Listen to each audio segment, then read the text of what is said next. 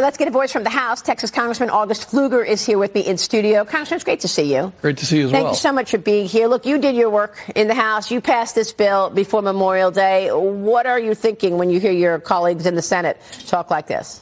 Well, first off, they're right. I mean, they're absolutely right. The About fact that the debt and the deficit, this is a huge problem. Many chairmen of the Joint Chiefs in the past 15 to 20 years have said that's the biggest threat. But we threaded a very, very tight needle on this. And getting the bill passed, it's not perfect. I don't think anybody would argue that it is. But I think what the House did was two things. Number one, we got it done on time. And that gives the predictability to the business community that they know they can plan for next year, that they know they can take the biggest tax cuts that President Trump extended and has enhanced and in many cases made permanent and plan for next year. And number two, we are saving over $1.5 trillion, $1.6 trillion. That's the largest amount of savings ever garnered in 250 years of this country. So wow. It's not perfect. Nobody argues for that, but it is an incredible bill, and we need it to be done quickly. That's the most important thing. Would it fly in the House if the Senate comes back to you and you and your colleagues and says, look, we want to do this in two parts. We're going to do the tax extensions in part one and everything else, defense, raise the debt ceiling, border, et cetera, but we're going to leave the no tax on tips, no tax on Social Security, and some other border money for part two. Would it fly with House Republicans? Well, I certainly won't speak for Mike Johnson, the Speaker of the House, but no, I don't think so. I think we have one bill. We've been able to, with a very thin majority in the House, cobble together all the different factions. I'm the chairman of the Republican Study Committee, 189 members, conservatives who want to see this bill crafted together. And really, it kind of hangs in the balance on that. So I think that train has left the station. I believe it's going to be one big, beautiful bill, as the president has advocated for many times. So one big, beautiful bill, but many, many more cuts from the Senate? Look, if the Senate is able to put some additional cuts in there, a conservative approach, that's great. I think the message is on the periphery, there are certainly things that they want to refine. We're okay with that. But you have to remember that our majority is very thin, and it rests on some members who I think they've gone as far as they can go.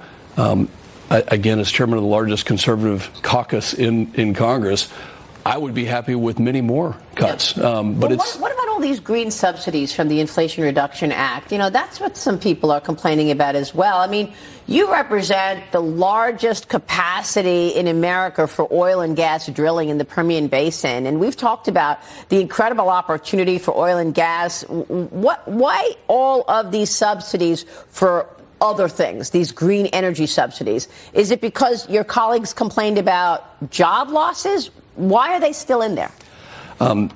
It's a great question. I think many of us tried to get to a point where we had a level playing field, a transparent playing field, where we just, not picking winners and losers. We want energy to work on its own. Of course, representing the Permian Basin, we believe that natural gas, we believe that nuclear and things that are reliable, that have baseload capacity, are the best way to go, and we're going to keep standing up for that. What do you want to say about the president's energy agenda, the drill, baby, drill, and the permitting easing, which the deregulation part of the agenda cannot be underestimated with permitting easing, right?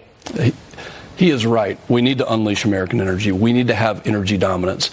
And it's important that we get rid of that regulatory posture that Biden tried to kill the industry with. I mean, he tried to use every tool possible in every agency in every way to do that. But we're resilient. The president now understands, President Trump understands that American energy, producing it here, unleashing our domestic potential, is the foundation for every business in this country, including national security issues. Any thoughts on the pushback from judges this morning? The headline of the morning is the judges saying that he can't use the emergency law to actually push tariffs through on foreign countries. Well, we were in an emergency, and he was right to get to the point where he calls Mexico out and China out and other countries out on the fentanyl that they were sending into the country. That's right. and other things. So it's a tool, and he's right to use that. And we'll see what the courts end up saying. And I think there's going to be a balance. And as your previous guest kind of mentioned, markets are looking for predictability, and we want to know what the future is. And we want to be able to invest in the things that are happening. But President Trump needed to reorder the economic system around the world. Yeah, Congressman, it's great to have you this morning. Thank you so much. Thanks so much for being here. Congressman August Pfluger from Texas, today in New York with me. Thank you, sir.